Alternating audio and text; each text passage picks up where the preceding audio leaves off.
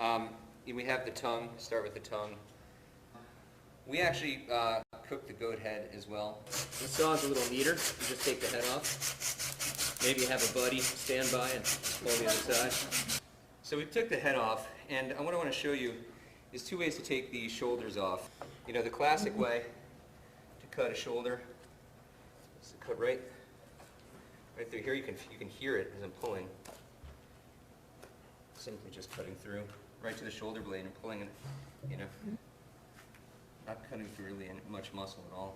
And so here you have your shoulder. So there's another way to present the shoulder, which is pretty common as well, and that's sort of the box cut, and actually take off part of the rib cage along with the shoulder. It just sort of gives you a little more meat. So I cut up, so I know where I'm making my cut, and then I just continue down. Cutting through to here, and then, since I'm not that strong, I'm going to cut right down the center. I'm going to take the neck off, and then we'll have they call it a box cut because usually they cut to about here on the neck, the butcher, and you've got this sort of square box or square cut. Let's cut through. This part's a little meatier. When you saw, you want to cut through the meat first. Probably should. So then I can crack the rest and then finish the cut. Alright, so then we'll take the rest of the shoulder off. And we'll do it right through the vertebrae as opposed to cutting along the vertebrae.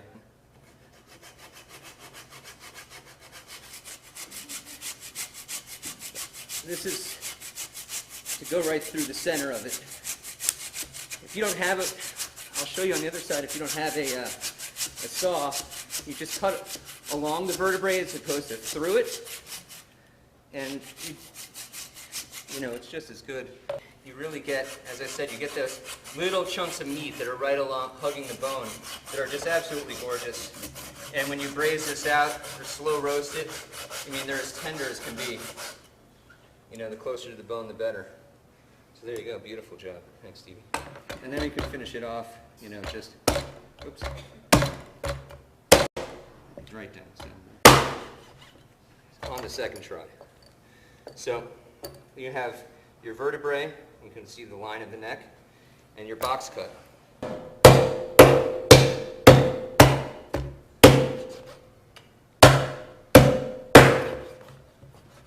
So you can just throw that, and then you have your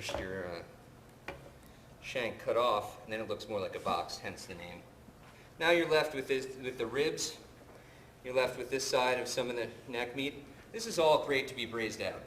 One of the great ways to do is to take the ribs. We can go down to here. We'll go all the way down to this last guy here. Come up like this. All right. A little bit of loin. I'm just hugging the vertebrae here. You can hear my knife scraping along there. And now, what I wanted to show you, if you don't have a saw, you want to cut your ribs, you got to get in there, and you don't want to cut the loin too much. See, I've cut up, so I'm saving this meat here, and then I just start to cut down into the rib. Normally I flip this around since I'm righty. Then you can chop right along the vertebrae, like so.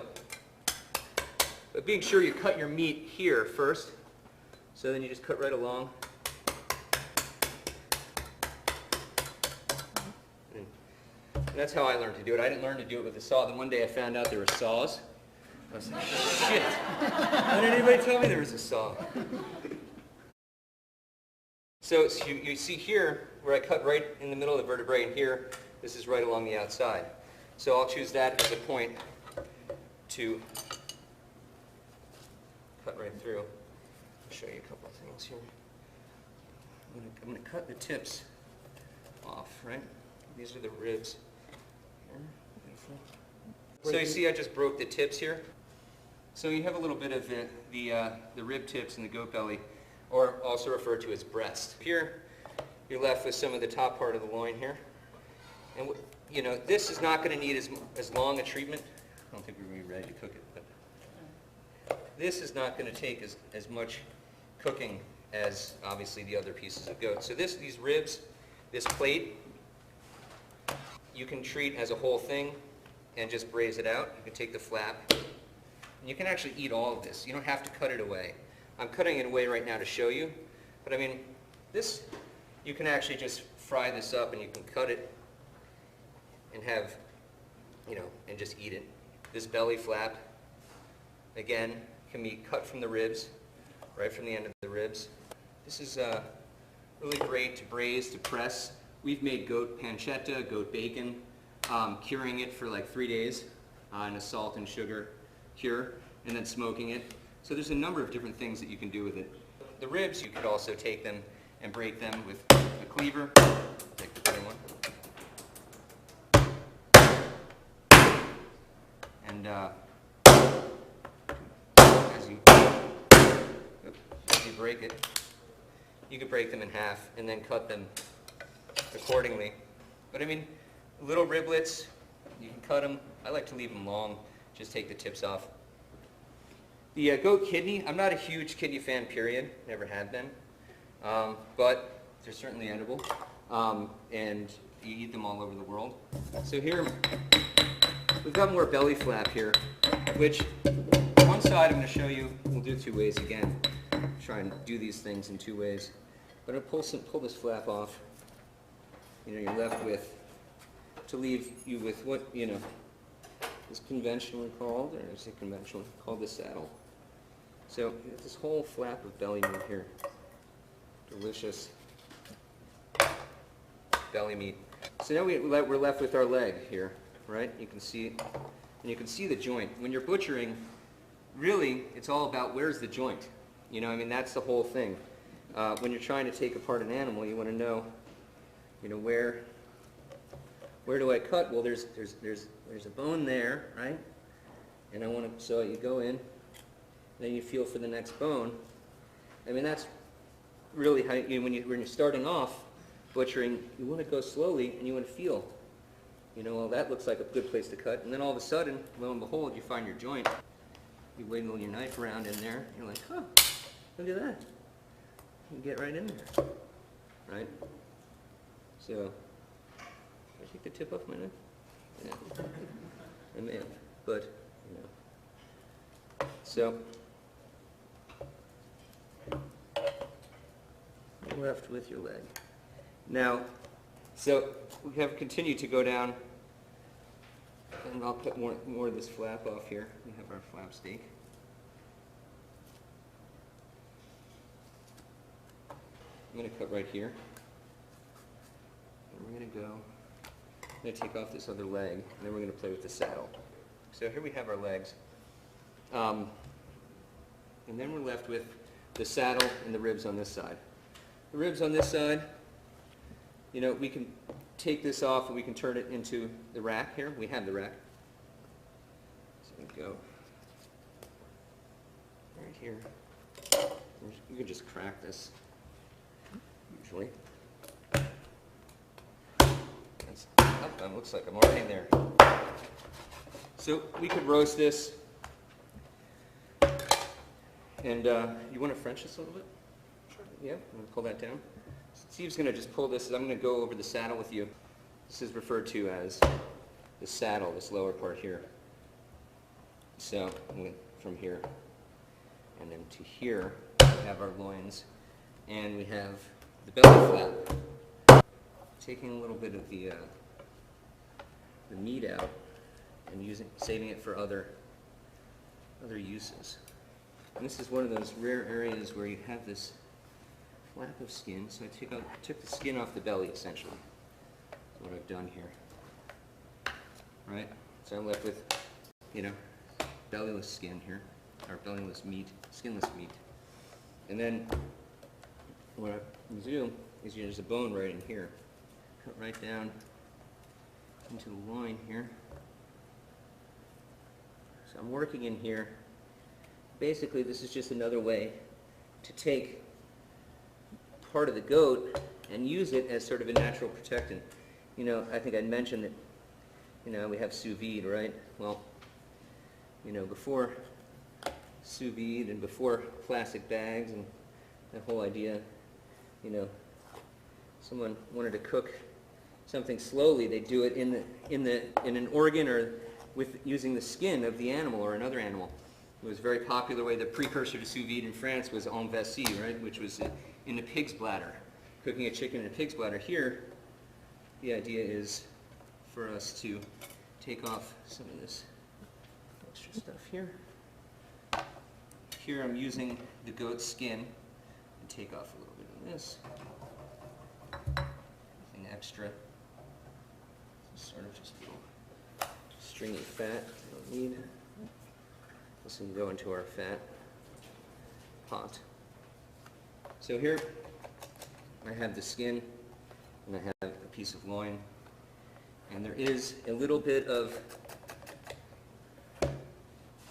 fat right here that you want to take out that won't render because this cooks quickly. So you want to be careful. Just pull that out. Just roll it up. And then you sear it, you can tie it, and then you sear it and it protects it. And of course you can also just take it right off the bone.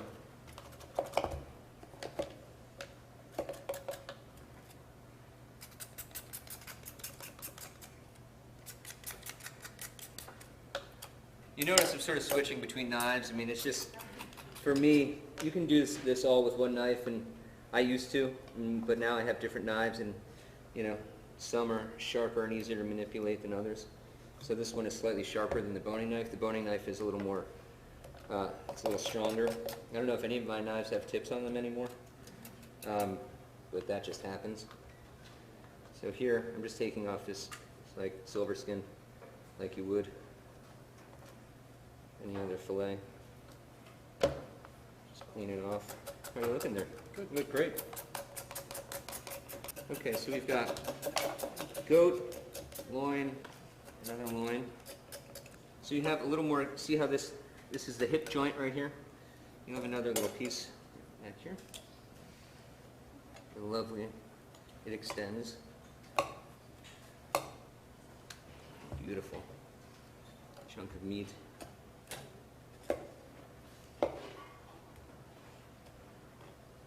Once again, clean this up. And right underneath, right here, we have, of course, our tenderloins. So, on this animal, they're quite small, but not to be ignored. I wanted to make them feel bad. Beautiful. Very quick to cook, for sure.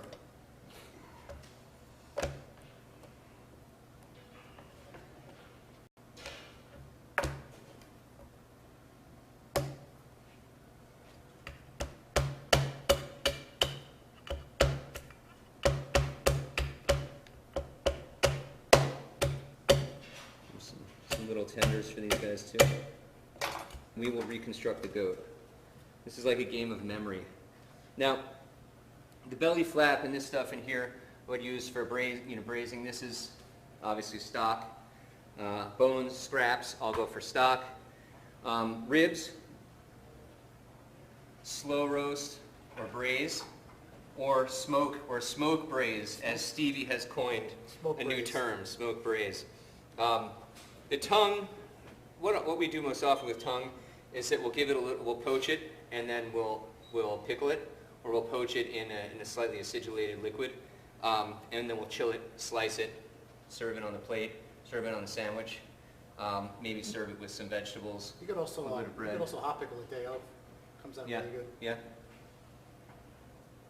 So you could serve it as a hot pickle. Yeah. The head, we can actually. Want to crack it? Yeah, crack it. Steve, he gets excited when I start talking about brains. That's the best part.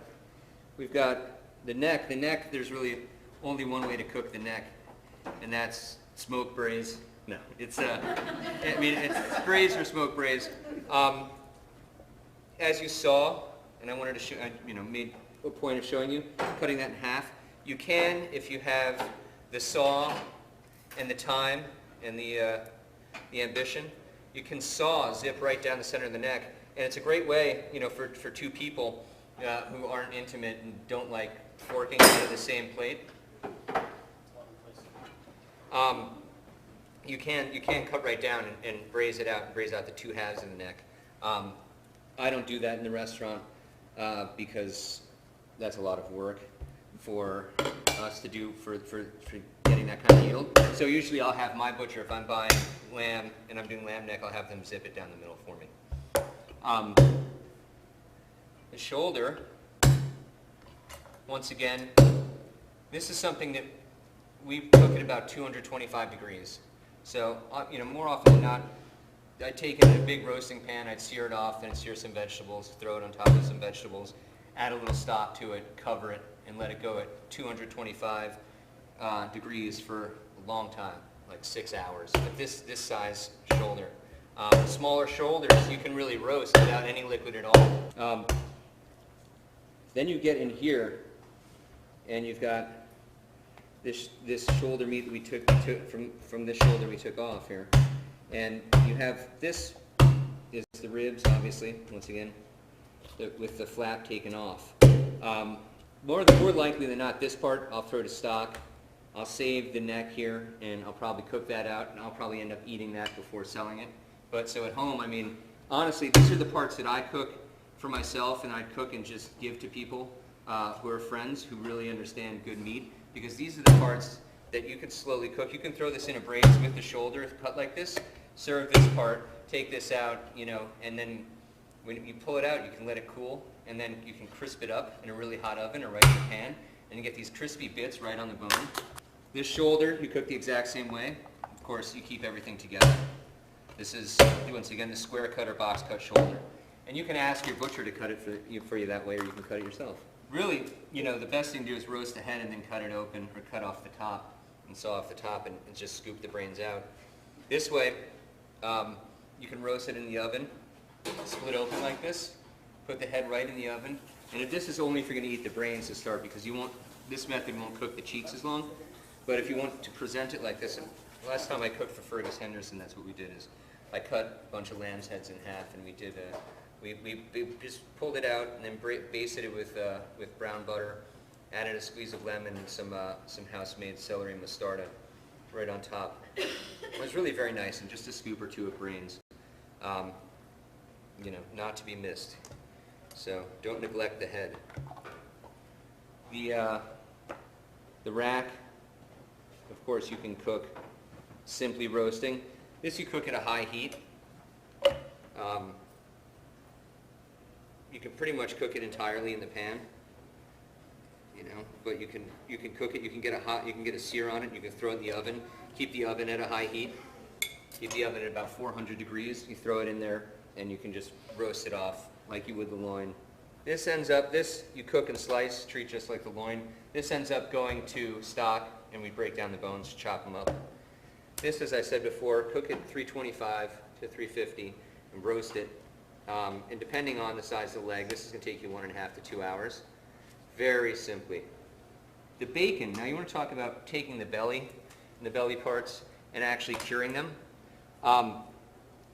That's something that not a lot of people are doing. Some people are doing. We certainly do it and play with it when we don't cook it whole. But you can cure this for, I would cure this for 3 days. Cover it in salt, mixture of salt and sugar and whatever kind of spices you like. Mixture of black peppercorns and coriander, a little cumin. And then take it off the cure and then smoke it. And if you smoke this at 180 degrees for about 2 hours, just let it set, then you can slice it, and you can have traditional smoke style bacon, or you can actually cure it and then roll it. And we have a little wine fridge in the sub-basement at upstairs, Uptown Fatty Crab, where we do some curing where we don't like people to know about it. You know, and so what we do is we roll pancetta and out of lamb belly and goat belly and hang it down there, and then we slice it and we do different charcuterie.